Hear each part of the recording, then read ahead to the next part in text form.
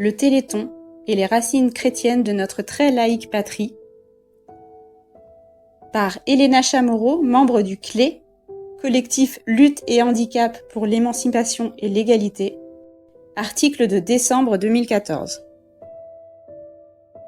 Le Comité des droits des personnes handicapées de l'ONU a récemment désavoué le Téléthon mexicain parce que les personnes handicapées y sont présentées comme destinataires d'actions charitables et non comme titulaires de droits. Qu'en est-il de tout cela en France, pays qui se gargarise d'être si laïque, d'être la patrie des droits de l'homme? Est-ce que les personnes malades et handicapées sont en France avant tout sujets de droit?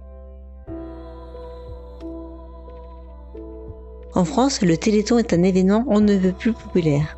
Très publicité, il a même reçu l'agrément du ministère de l'Éducation nationale. Oui, celui-là même qui résiste à scolariser les enfants handicapés. L'Éducation nationale reconnaît l'utilité des actions pédagogiques du Téléthon dans le domaine du handicap et de la citoyenneté. De citoyenneté, disent-ils? Moi je n'y vois qu'une méga opération à l'esprit très catho que, peut-être, par manque de culture religieuse, beaucoup de Français élevés dans l'école de la République ne parviennent pas à être décrétés. Bien que l'Église désapprouve le tri embryonnaire et les recherches sur les cellules souches financées par le Téléthon, c'est bien une vision chrétienne de la maladie et par extension du handicap que celui-ci relaie. Les pères du Concile Vatican II l'avaient rappelé dans leur message aux pauvres, aux malades et à tous ceux qui souffrent. Vous n'êtes ni abandonnés ni inutiles, vous êtes les appelés du Christ, sa transparente image.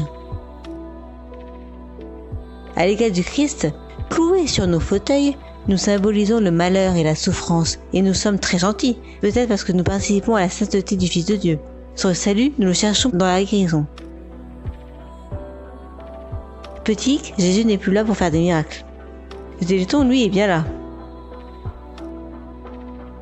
En attendant la guérison, l'AFM Téléthon développe des actions et des solutions innovantes pour répondre aux besoins des malades. Vous aurez noté le clin d'œil du Téléthon à la foi et à l'espérance, en l'occurrence à la foi et en l'espérance de la guérison.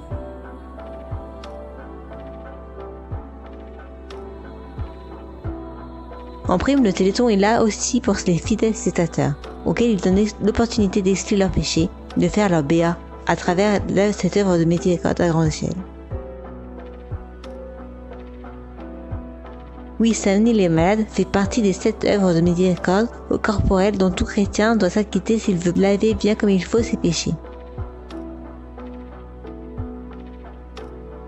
Le pardon ne suffit pas pour laver bien comme il faut ses péchés. Il faut aussi des œuvres pieuses, des dons charitables.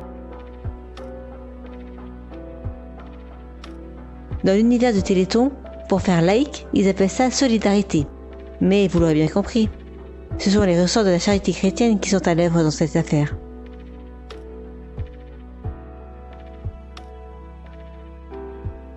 Foi et espérance pour les uns, charité pour les autres, les vertus théologales qui doivent guider la relation du bon chrétien au monde de Dieu, tout y est.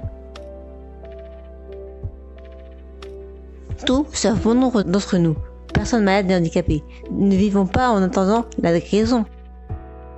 Mais en attendant, nous vivons privés de nos droits fondamentaux. Et nous ne nous résignons pas. La résignation, ce n'est pas dans notre culture. À être cantonné dans ce rôle de charité que, par le biais d'une chaîne publique de télévision, le Téléthon nourrit, nuisant à la perception de nos personnes, en tant que titulaires de droit, et encourageant l'État à se dédouaner de sa responsabilité et de son nécessaire engagement en la matière.